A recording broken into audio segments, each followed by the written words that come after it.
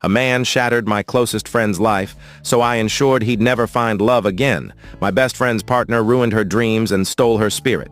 So I deceived him into chasing a non-existent woman in Poland, leaving everything behind. Now, he's locked away in maximum security for what he did next. Clara was the kind of person every child and pet instantly adored. When she started dating Jace, a former colleague from my startup, I warned her against it. Though Jace and I were technically friends, I knew his true character. He once confessed he wanted to dump his girlfriend of 2 years because her hair wasn't naturally blonde, unlike his favorite adult film star, Lexi Bell. Once Jace set his mind on something, reasoning with him was like talking to a stone. Sure enough, he was single the next week. That's when Clara became his next obsession. You might wonder why I stayed friends with someone like Jace. Truthfully, Jace was my last friend still living in his mom's basement, jobless and without a degree. I was the only stable thing in his life, and I feared cutting him off would push him to harm himself, possibly leaving me in his final note. So, we stayed in touch. During one of his late-night spirals, he used what he called the Instagram tactic, scrolling through suggested profiles and following every woman he saw. That's how Clara fell into his trap. Ashamed of my connection to Jace, I never told Clara I knew him. That is, until their first date.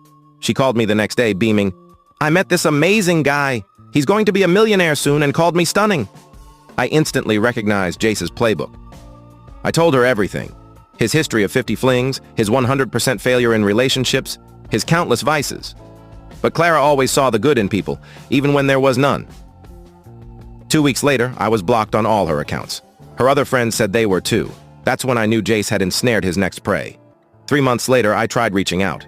I texted her mom, even contacted her brother asking if she was okay, but Jace had everyone convinced. They accused me of jealousy and threatened legal action if I didn't back off. I realized I had to wait it out.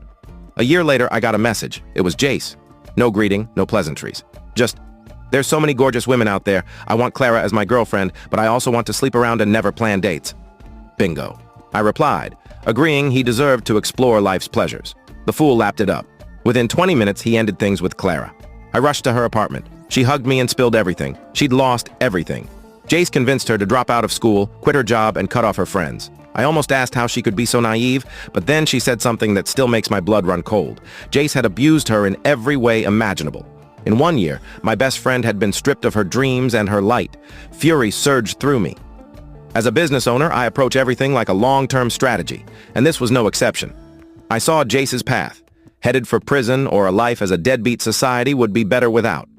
So I decided to push him to his lowest point. First, I offered Clara a job at my company, doubling her pay until she was stable. Her face brightened, and she swore never to contact Jace again. Perfect. Jace may have fooled Clara and others, but I knew his weaknesses. Beautiful women and weed.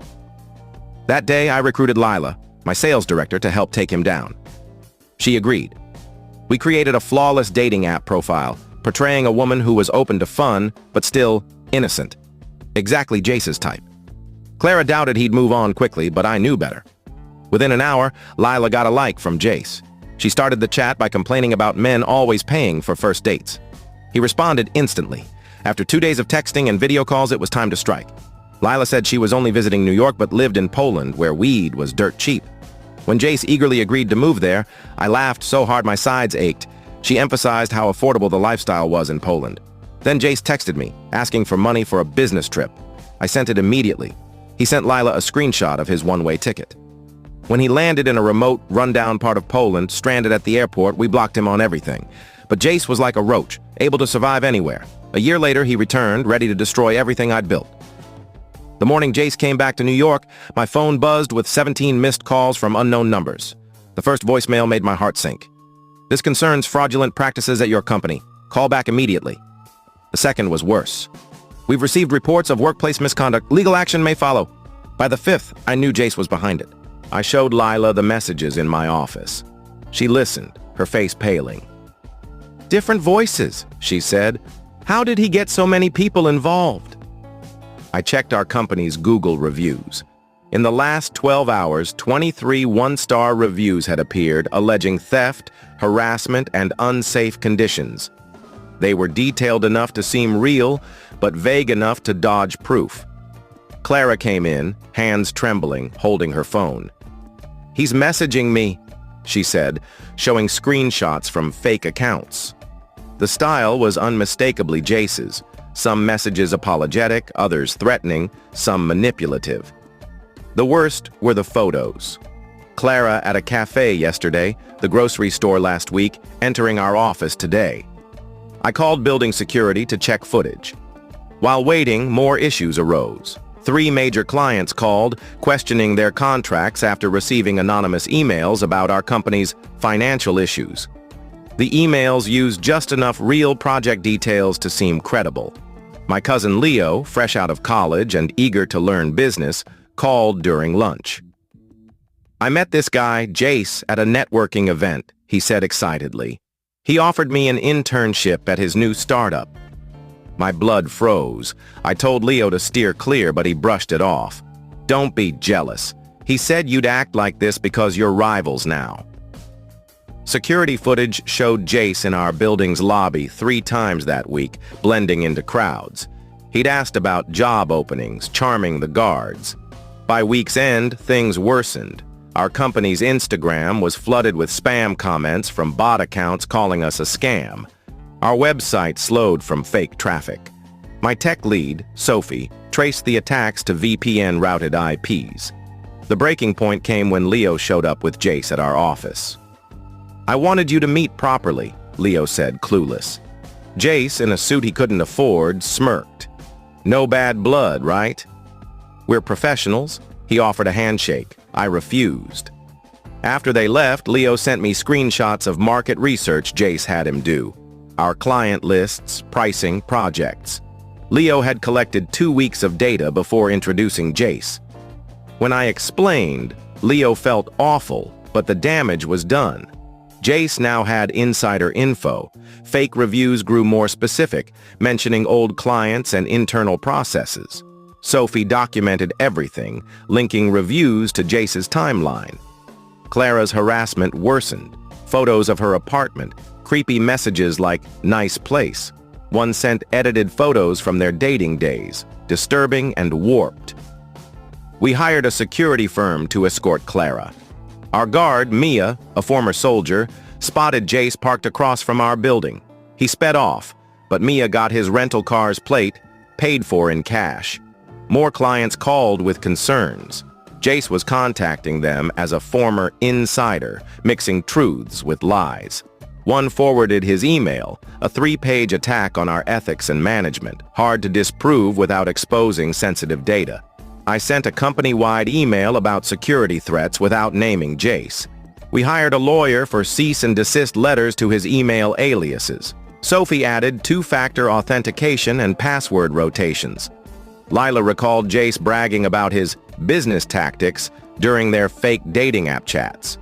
She'd recorded him describing fake reviews, client sabotage, and social media attacks, laughing about mixing truth with lies. We compiled evidence, screenshots, footage, Clara's messages, Lila's recordings, Leo's testimony, client emails. Sophie linked fake review accounts to shared creation dates and patterns. I called Jace's mom, a sensible woman ashamed of her son. I explained calmly. She sighed. "I've enabled him too long." 2 days later, she found more evidence on his computer. Screenshots, attack plans, a spreadsheet tracking his lies. She gave Jace an ultimatum. Stop and get help, or she'd cut him off and share the evidence. He backed down when he learned about the recordings. She enrolled him in intensive therapy for his behavior and addictions. Rebuilding took months. We restored our reputation, reassured clients, and tightened security. Some clients left, but others admired our response. Clara started therapy, regaining her spark. She launched her own consulting firm using skills from my company. Leo helped with cybersecurity, redeeming himself. 6 months later, Jace sent a letter. It was different, humble. He owned his actions, discussed therapy, and didn't beg forgiveness. He vowed to change. Our company grew stronger. The ordeal unified our team. Clara's success inspired others. Leo became a cybersecurity asset. The best revenge wasn't destroying Jace, but protecting our foundation and helping him get help. Jace's letter seemed like closure, but 3 weeks later, Sophie rushed in with her laptop. "Look at this," she said, pulling up a sleek website for Revive Strategies with Jace as CEO. It offered services mirroring ours, with testimonials subtly jabbing at our company. The reviews dated back months, even during his supposed therapy. Sophie found the domain hidden behind a privacy service, linked to recently created social media profiles. 3 clients canceled meetings that afternoon, citing new partnerships.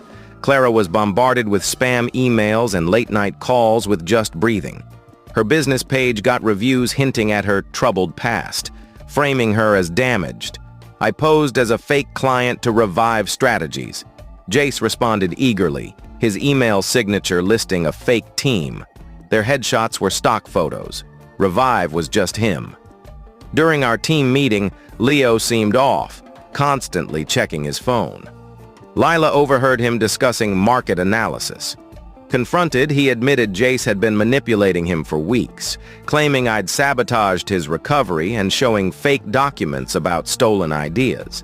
Jace had also been contacting old acquaintances, painting me as the villain who stole his opportunities.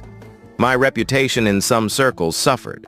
Sophie found Jace buying client contact lists and spoofing emails to look like they came from regulators. Clara found a GPS tracker on her car. Mia noticed the same vehicle tailing her at multiple locations. Police couldn't act without proof. We hired a cybersecurity firm, which found multiple breach attempts targeting our client data. Lila reactivated her fake dating profile. Jace messaged, not recognizing her. Posing as a struggling business owner, she got him to brag about his consultants, access to consumer data, and shady connections. She recorded it all. An employee resigned, citing a better offer. Sophie found our client system for sale on the dark web, posted by an insider. We changed all access immediately. I called Jace's mom, who was horrified. He'd been stealing from her, draining her savings. She confronted him, and he raged, accusing her of betrayal. Leo admitted feeding Jace info, believing his promises of a partnership. He kept their communications, including recordings of Jace plotting our destruction. A private investigator traced Jace's funding to a competitor we'd outbid.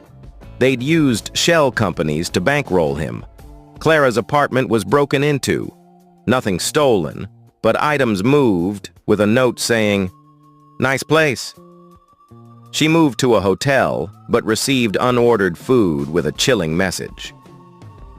We gave Jace's mom access to his accounts. She found plans to target multiple companies.